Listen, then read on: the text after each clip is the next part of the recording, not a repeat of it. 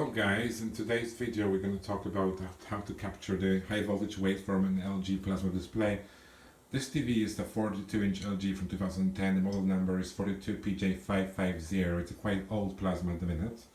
The original fault was the power supply was defective, so I fixed that, and then I'm going to use this video to show you how to actually capture the waveform, okay? So if you look at the left of the panel, there's a buffer board, the wave sustain board on the left, okay? Typical setup, and you're looking for a place called, like, see the test point here, it's waveform. You're looking for a test point like a waveform, it says clearly on it waveform. In some of the sets it does not say that, but this is actually LG, so it's quite handy here just to see. So what I'm going to do, I'm going to stick my high voltage probe, it's 100 times probe, into that testing point, and we're going to measure the waveform. Here we go, okay? So if you just look at the scope here, this is hammock scope. The setup is actually, 1 volt, 100 times 100 probe. It's set up on DC, okay, and it's on 80 microseconds. You can change the frequency time base if you want, okay. Right, I'm going to just do the test now at the minute. I'm going to stick that probe into the high voltage point. Be careful when you do that. There's a high voltage there, and you can slip the probe. Okay, so we're going to do it here. Jacob is helping me here. Here's a look at the waveform. It's a typical waveform. The highest pulses are 400 volt DC reset pulse. Okay, if you look at the top of the waveform here, just below zero is a scan or address pulse, and there is like a sort of, if you look at the third phase of the waveform, it's a sustain part, which is this part when we have many sort of waves, square waves squeezed together.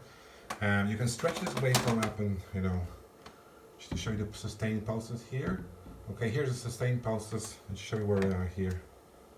Okay, now, yeah, here the sustain pulses, okay. And as I say, there's 3 phases. There's the highest pulse, 400 DC, it's a reset, and you have scanning, address, when the buffer board is scanning the plasma display, and we have the sustain, when the panel is actually lit, and it's being sustained, there's a discharge in the panel. If we can squeeze this waveform, okay, by increasing time base, frequency, we can see there's actually 8 or 10, even more subfields in that waveform, and in between them there's a high reset pulses of 400 volt DC, okay? Alright, I'm going to just turn it off now.